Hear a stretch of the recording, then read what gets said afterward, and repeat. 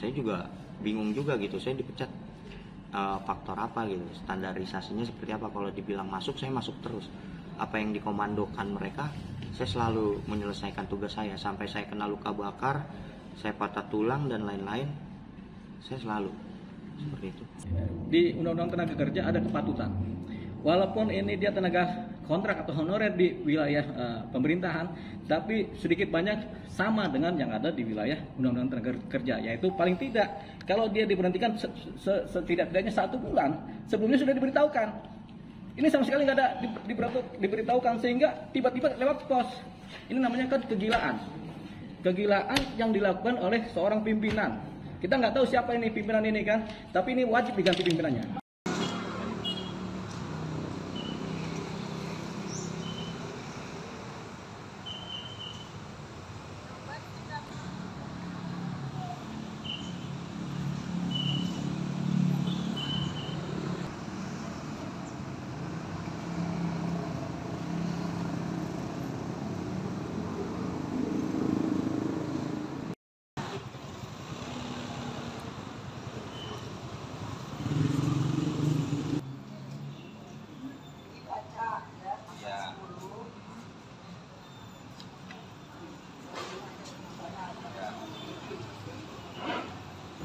Itu saya nyatakan itu benar bahwa dokumen tersebut dikeluarkan oleh Dinas Pemadam Kebakaran dan Penyelamatan Kota Depok yang ditandatangani oleh pejabat pembuat komitmen bidang PO.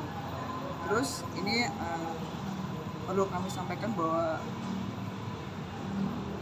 kenapa tidak diperpanjang kontrak itu sudah kami beritahukan. Ada suatu pemberitahuannya dulu, kemudian klaring, kalau itu namanya surat pernyataan kerja ya dari yang bersangkutan ini, karena memang ada 3 orang yang kebetulan memang tidak diperpanjang lagi kontraknya, jadi nggak cuma 1. Terus kenapa tadi ada pertanyaan, kenapa Bu kok nggak diperpanjang lagi kontraknya? Ini kami jelaskan bahwa tidak diperpanjang kontrak kerja karena memang habis masa berlaku kontrak kerja tersebut, dan itu ada dalam surat pernyataan dan surat kontrak pada pasal 3 yang sudah ditandatangani oleh yang bersangkutan masing-masing PKTT di atas materai yang cukup, bahwa yang menyatakan kontrak kerja mereka itu sampai dengan tanggal 31 Desember 2024. Hal lain adalah ada evaluasi internal yang kami lakukan di dinas kami, Dinas Pemadam Kebakaran dan Penyelamatan Kota Depok. Demikian. Internal seperti apa sih audit? Evaluasinya seperti semua kerja, ya semua, mungkin kalian juga dievaluasikan. Ini kita ada evaluasi tiap tahunnya, dan itu menyatakan bahwa memang tidak bisa diperpanjang. Jadi ada kaitannya dengan vokalnya Sandi sendiri nggak sih, muka bobroknya, damkar? Oh, kalau itu dokumennya. Nggak ada kaitannya atau gimana sih? Kami fokusnya ke kinerja. Ya. Artinya kinerja Sandi tidak memenuhi standar atau gimana, Bu? Iya, berdasarkan evaluasi. Ya, jadi itu masuk semua ke dalam evaluasi, karena 1 tahun sama seperti teman-teman sekalian ya. Teman-teman juga kalau kerja setahun ternyata tidak memenuhi target atau tidak ada alasan-alasan tertentu yang tidak bisa dipertanggungjawabkan, ya mohon maaf. Dan ini memang surat pemberitahuan, bukan pemecatan. Target yang tidak dipenuhi Sandi sendiri apa sih? Itu nanti nggak bisa dijelaskan di sini karena memang itu ada rahasia internal. Bu, berarti sebelum keluar surat yang kemarin itu sempat ada pemberitahuan? Ada, kami undang. Sudah 2 kali, jadi tanggal 31 Desember kami undang, tidak datang, sampai 4:30 saya tunggu di sini. Dan ada buktinya, tanggal 2 kami undang lagi melalui kepala PT, jam 10 kami tunggu dan tidak datang. Bu, apakah ini ada juga kaitan dengan attitude Sandi sendiri secara sebagai personal ataupun sebagai petugas damkar itu? Saya nggak bisa buka hal itu. Udah, pemanggilannya sore, saya bilang lah gue capek, gue bilang lagi pula tanggal merah, masa jam itu ya, gue nggak mau, kalau mau ntar aja, saya gituin. Udah. Tapi tuh tanggal saya, 31 masih kerja kan? abis itu, Tiket 30, 31 turun ya? iya turun saya.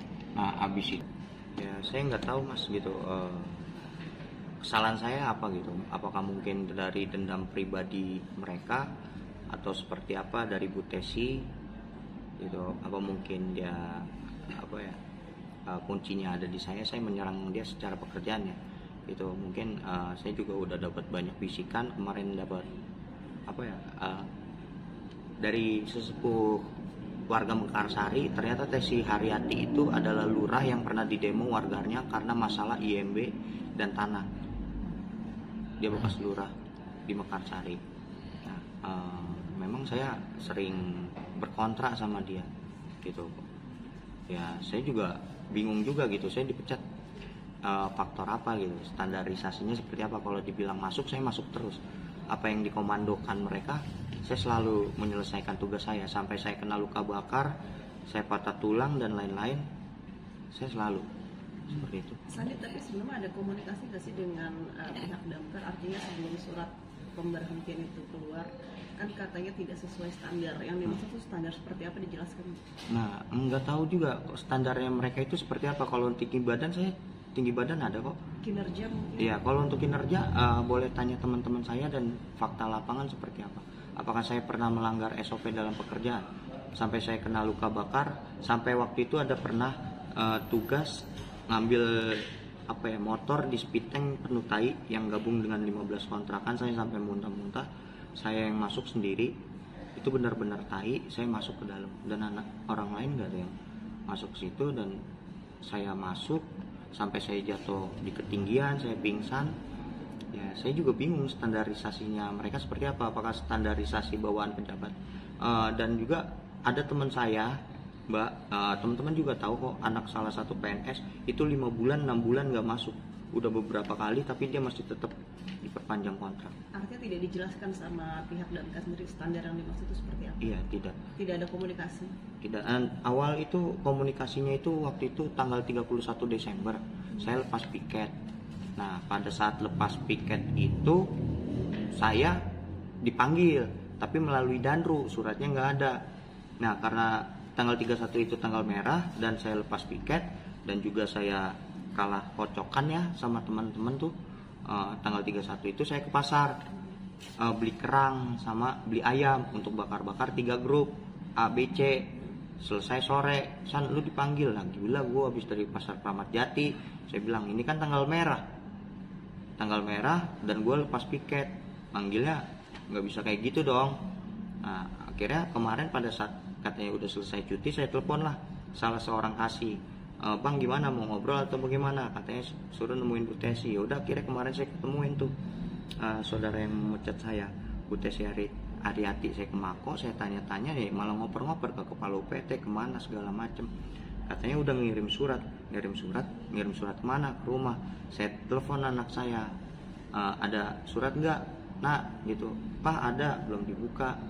Ya pas saya lihat lah kok begitu ya kan, memang sebelumnya saya udah dapat info Mbak. Kalau di surat itu isinya apa sih Bang? Nggak, pernyataan kenapa Abang nggak ada perpanjang?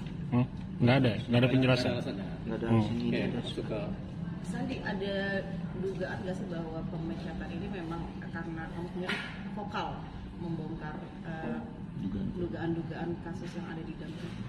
Ya kalau untuk itu ya masyarakat kan nilai sendiri Mbak. Seperti apa, mungkin apa saya nggak sesuai standarisasi mereka. Standarisasinya seperti apa sih? Saya kan digaji sama rakyat gitu. Bahkan kan Bapak Prabowo sendiri ngomong gitu, saya bekerja bukan pada pimpinan, saya bekerja pada negara dan rakyat gitu. Kalau misalnya melenceng dari pekerjaan yang untuk melayani masyarakat, buat apa saya matuin mereka? Sandi sampai tanggal 31 ini bekerja dan dia tidak pernah tahu ada yang begini-begini. Sampai kemarin Tiba-tiba ini ada surat via pos. Ini jarang sekali terjadi atau malah tidak pernah terjadi pemberhentian lewat pos apa nih? Pos tercatat. Begitu. Padahal orangnya ada di kantor. Begitu. Jadi ini adalah kelakuan yang nggak benar dari pimpinannya Sandi Damkar ini. Begitu. Ya. Nah, dia nggak ada peringatan juga. Mau diberhentikan atau enggak ada peringatan. Dan satu hal lagi, dia sudah bekerja selama 10 tahun. Selama 10 tahun ini evaluasinya dia baik-baik aja, tiba-tiba tahun ke-10 dia diberhentikan. Ini satu pertanyaan yang rasanya ini bukan persoalan bahwasanya kondit atau kinerja, karena Sandi sudah sampaikan dia masuk terus. Kedua, dia juga bekerja ada terus, jarang absen, malah nggak pernah absen kan? ya, Kan? sakit pun saya Sakit tetap masuk. Nah, tapi dia diberhentikan. Nah, kemudian Sandi ini termasuk yang vokal membuka semua apa-apa yang kecurangan yang terjadi di dalam damkar. Nah, ini dia ini. Jadi rasanya ada 3 orang personil yang diberhentikan, salah satunya Sandi. 2 memang indisipliner karena jarang masuk. Tapi yang satu ini masuk terus, membongkar juga, berguna juga bagi masyarakat Kota Depok, berguna juga bagi Indonesia ya, tapi diberhentikan. Nah ini yang kemudian bukan lagi menjadi pertanyaan, ya, kita malah menganggap ini adalah suatu tindakan tidak suka dari pimpinannya dia, pimpinan Sandi ini. Jadi yang akan kita kejar adalah pertama, ini kita mempermasalahkan pemberhentian Sandi dengan cara yang seperti ini. Itu satu. Yang kedua, kita akan kejar siapa di balik ini. Apakah si pimpinannya langsung ataukah ada siapa atau ada kelompok lain yang nggak suka dengan Sandi. Jadi rasanya pemberhentian Sandi ini lebih kepada rasa kebencian dari satu orang, satu kelompok atau beberapa orang yang kemudian dirugikan oleh tindakan Sandi yang membongkar kasus-kasus korupsi yang ada di Damkar. Nah ini akan kita kejar dengan secara hukum ya. Tentunya kami akan melakukan langkah-langkah hukum. Yang kedua, kami akan minta ini kepada wali kota. Tapi nggak mungkin wali kota yang sekarang yang sedang menjabat karena sudah basi ya. Wali kota sekarang udah abaikan saja.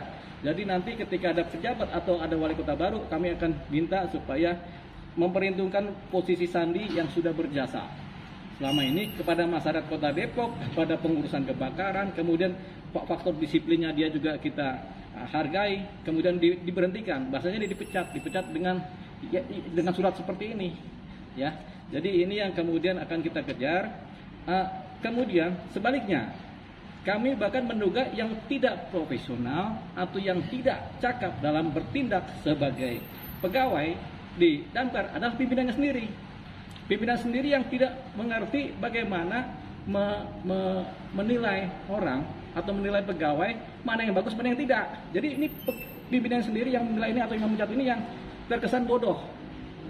Terkesan bodoh karena orang yang sangat dihargai oleh masyarakat Kota Depok karena keberaniannya ini kemudian diberhentikan. Jadi ini terkesan bodoh. Makanya nanti kalau nanti ada wali kota baru, kami akan minta ini digeser. Orang-orang seperti ini tidak layak, pimpinan seperti ini tidak layak bekerja di Kota Depok. Digeser aja. Saya akan kejar orang-orang seperti ini.